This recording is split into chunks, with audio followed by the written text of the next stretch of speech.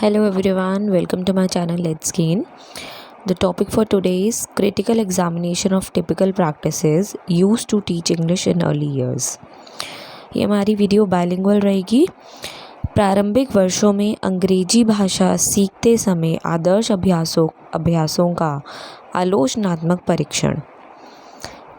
तो हम बात करेंगे कि क्या प्रैक्टिसेस यूज़ होती थी प्रारंभिक वर्षों में जब हम बच्चों को अंग्रेजी सिखाते थे। शुरुआती वर्षों में बच्चों को जब अंग्रेजी सिखाई जाती तो किन किन विधियों का इस्तेमाल अध्यापक या अभिभावक यूज़ करते थे। इससे पहले आपको ये समझना बहुत ज़रूरी है कि आप इंट्रोडक्शन में क्या लिखेंगे अगर आप ये आंसर प्रिपेयर करते हैं। तो English language is a foreign language for Indians. Second language होती है इंग्लिश लैंग्वेज जो है हमारी। Each and every parent want their children to learn English language. हर एक माता पिता चाहते हैं अपने बच्चे को अंग्रेजी भाषा सिखाना। It has many benefits, so each and every parent want their child to be well versed in English language. Today, different teaching approaches are used by both parent and teacher for teaching English. आज के समय में हम obsolete method से बहुत ऊपर उठ गए हैं और बहुत न्यू टेक्निक्स का हम यूज़ करें। एक्सपीरियंशियल लर्निंग पे बेस्ड है हमारे एजुकेशन सिस्टम, बट कई जगहों पे अभी भी वो टिपिकल प्रैक्टिसेस का यूज़ किया जाता है जो पुराने टाइम से चलती आ रही हैं। तो आज हम बात करेंगे उन टिपिकल प्रैक्टिसेस की और उनकी क्रिटिकल एग्जामिनेशन करेंगे कि क्या क्या कमियां उनमें रही हैं। तो पहली है आपकी translation method. Grammar translation method भी इसको बोला जाता है। व्याकरण अनुवाद विधि। Earlier for teaching and learning English language, translation method were used. As the name suggests कि इस मेथड में क्या होता है कि एक लाइन बाय लाइन ट्रांसलेशन कर दी जाती है।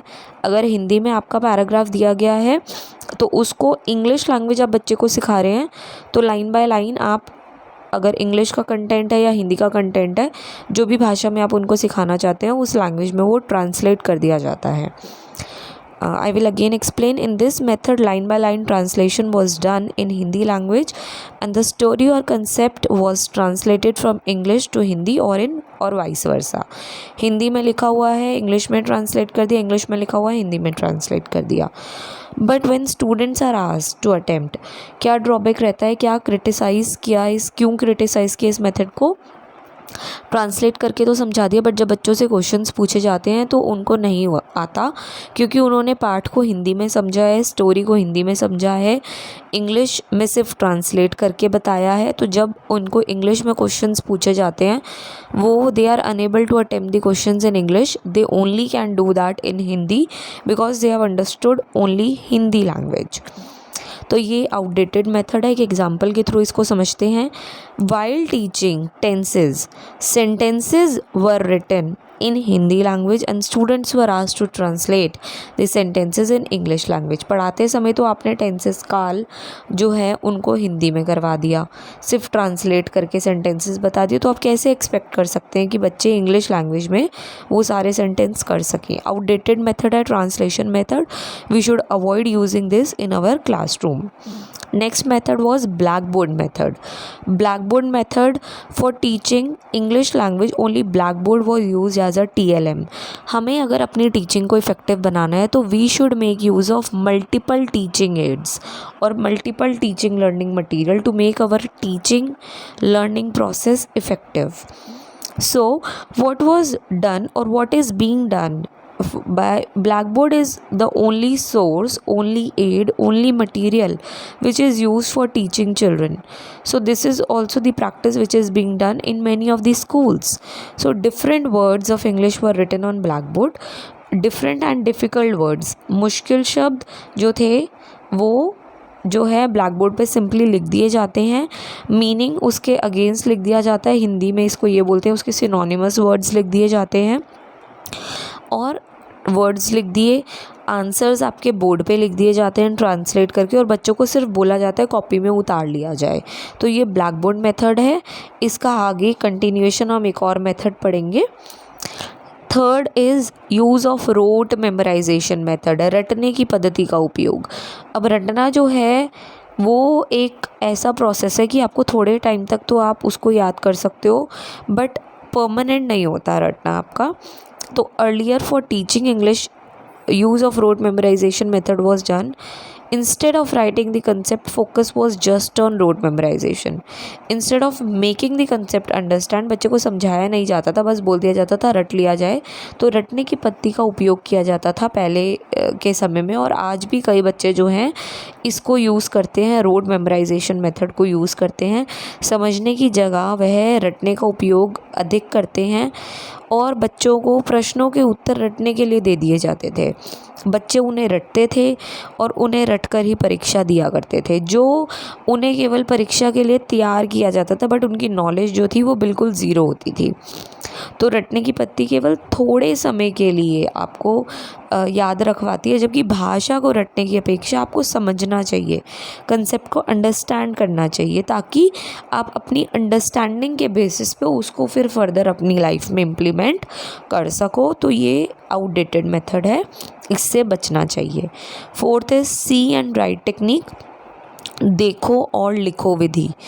इंग्लिश लैंग्वेज जो थी उसको पहले ऐसे पढ़ाया जाता था कि आप बस देख लो और एज इट इज़ उसको कॉपी कर लो, जिसमें हमने जो ये ब्लैक बोर्ड वाला डिस्कस किया वो भी इसी का ही पार्ट है। सी एंड राइट टेक्निक, देखो और लिखो विधि।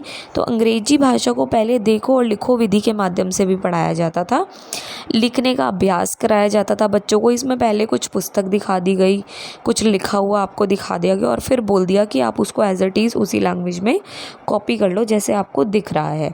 तो बच्चों को बहुत सा कार्य लिखने के माध्यम से करवाया जाता था, पूरे पाठ को देखो और लिख लो। तो इस विधि के माध्यम से लिखवाया जाता था बच्चों को। ये विधि जो है बस बच्चों को लिखना सिखाती थी, उनको समझाना, वो कंसेप्ट क्लियर नहीं होता था। Next is use of dictation method. Dictation का मतलब होता है श्रुतलेखन।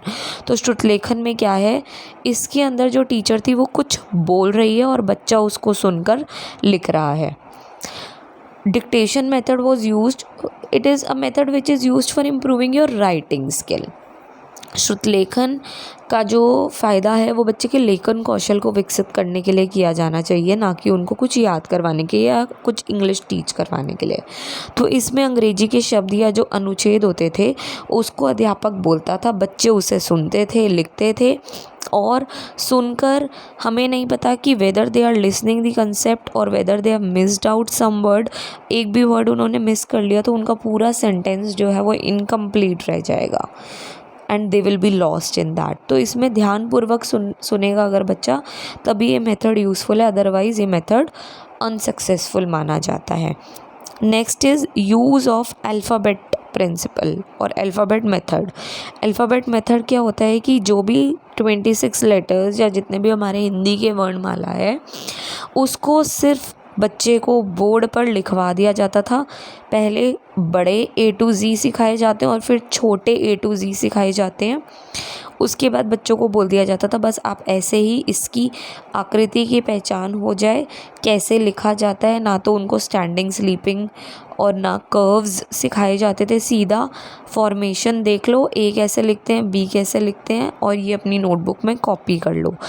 हर एक लेटर की साउंड पे भी एम्फेसिस नहीं होता था, फोनेटिक्स उनको नहीं सिखाए जाते थे, जबकि जो हमारी आज की एजुकेशन है वो इस पे एम्फेसाइज डालती है। But at many places these methods are not being used even today. So these were the typical practices which were used for teaching language, English language, and they are being used today also. So we have discussed about 6 typical practices in today's lecture. I hope it is clear to you. Thank you everyone.